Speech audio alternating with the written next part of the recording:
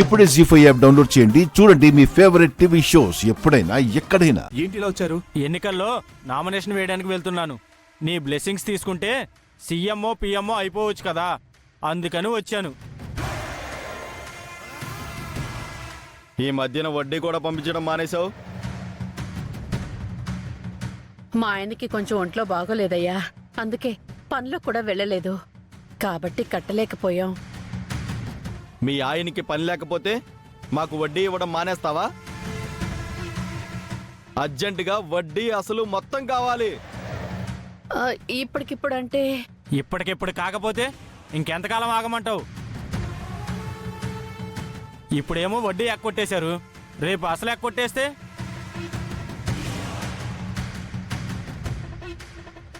ఊరొదిలి పారిపోతే ఎవరు నమ్ముతారు మిమ్మల్ని? మర్యాదగా మాట్లాడండి. ఏమయ్యా? మా నాన్న మీ దగ్గర అప్పు చేశాడు, కానీ ఎప్పటికప్పుడు నెల నెల మీకు వడ్డీ కడుతూనే ఉన్నాడు. ఏదో ఆరోగ్యం బాలేక పని లేక ఏదో ఒక్క నెల వడ్డీ కట్టకపోతే మీ ఇష్టం వచ్చినట్టు మాట్లాడతారా? అలాగే మాట్లాడతాం. మీకంత పౌరుషం ఉంటే మా డబ్బులు మాకు పడాయి. పడిస్తాం. అమ్మా నువ్వు ఆగమ్మా. ఏంటి చలపతి, మీ అమ్మాయికి కాస్త గోరోజనం ఎక్కువగా ఉన్నట్టుంది. మీ మాటలు బట్టి మా మాటలుంటాయి. అమ్మా నేను నాగమంటున్నాను కదా.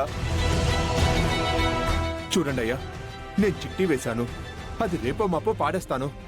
ఆ డబ్బులు రాగానే మీ డబ్బులు మీకు ఇచ్చేస్తాను. కొంచెం ఓపిక పట్టండి, మీకు దండం పెడతానయ్యా. చూస్తాం, 2 రోజులు ఓపిక పడతాం. ఈ లోపు డబ్బులు రాలేదు, ఏం చేయాలో అది చేస్తాం. పదన్నా.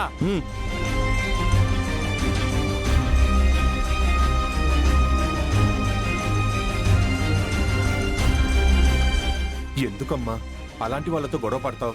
లేకపోతే అలా మాట్లాడతారేంటి నాన్న? అమ్మా, ఒకరి దగ్గర చేయి చాచిన తర్వాత వాళ్ళెన్ని మాటలన్నా పడాలమ్మా, తప్పదు. అదేంటమ్మా అలా అంటావు? సర్లేవే, ఈ గొడవలన్నీ నాకు వదిలేసే. నువ్వు గుండమ్మ గారింటికి వెళ్ళాలి కదా.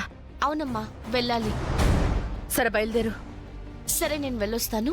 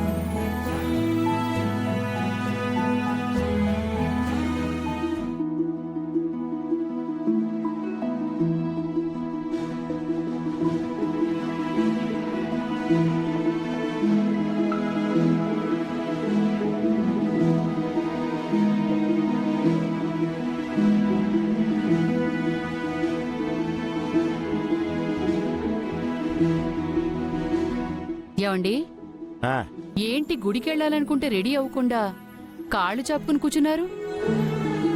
తొందరగా లేచి రెడీ అవ్వండి. నా వల్ల కాదే, ఇవాళ కాళ్ళు బాగా లాగేస్తున్నాయి, నేను రాను.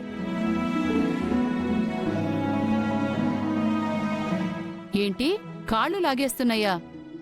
ఎప్పుడు యంగ్ యంగ్ అంటుంటారు కదా. తాతయ్య ఎప్పుడు యంగే. అవునా, బాగా చెప్పావమ్మా. మరైతే లేచి మనతో పాటు గుడికి రమ్మని చెప్పు చూద్దాం. తాతయ్య వస్తావు కదా?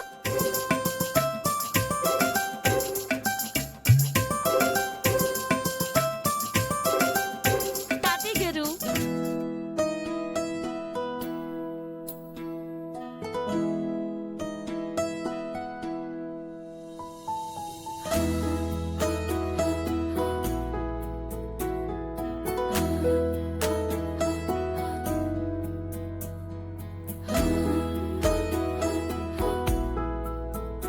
ఏంటలా చూస్తున్నారు?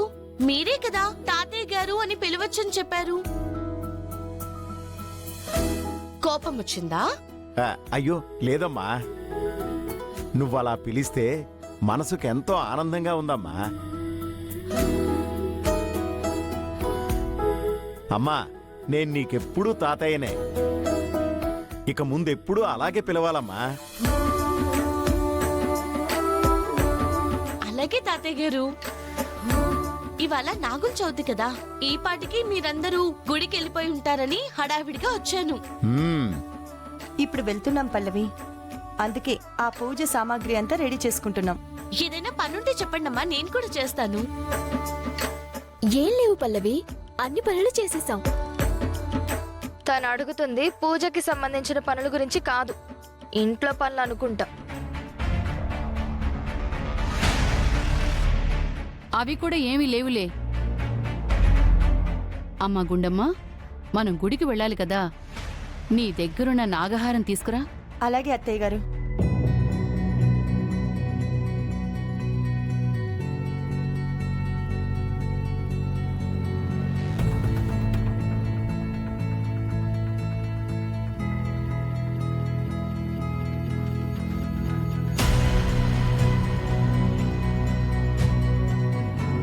ఇదిగోండి అత్తయ్య.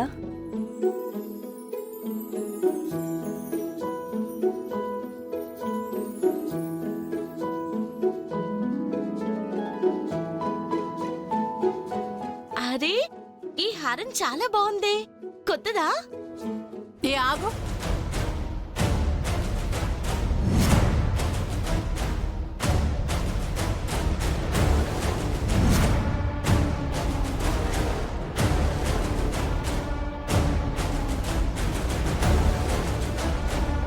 అది ఎవరు పడితే వాళ్ళు ముట్టుకునేది కాదు. ఈ ఇంట్లో తరతరాలుగా వస్తున్న మహిమగల హారం అది.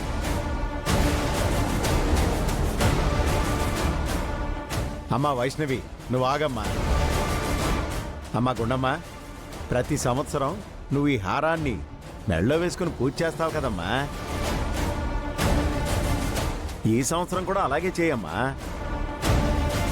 ప్రతి సంవత్సరం ఆవిడే కదా పూజ చేస్తుంది. ఈ సంవత్సరం ఆ అవకాశం మాకు కావాలి.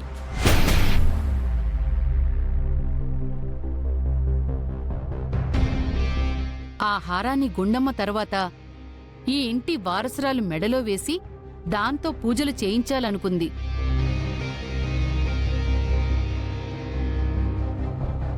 అయితే ఆ హారాన్ని నా మెళ్ళో వెయ్యండి. ఏంటి, నీ మెళ్ళోనా? ఏ, నా కూతురు మాత్రం ఈ ఇంటి వారసురాలు కదా? ఈవిడ గారి కూతురు వస్తుందో లేదో తెలీదు, అసలు ఎప్పుడు వస్తుందో కూడా తెలీదు. ఆ తెలియని వారసురాల కోసం ఎదురు చూడ్డం కంటే కంటి ముందున్న వారసురాలైన నా కూతురి మెళ్ళో వేసి పూజలు చేయొచ్చు కదా.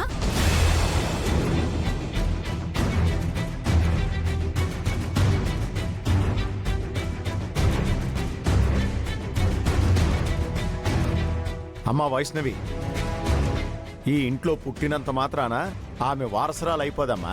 దానికో యోగం ఉండాలి. జీ5 యాప్ డౌన్లోడ్ చేసి అన్ని ఎపిసోడ్స్ పూర్తి ఉచితంగా చూడండి.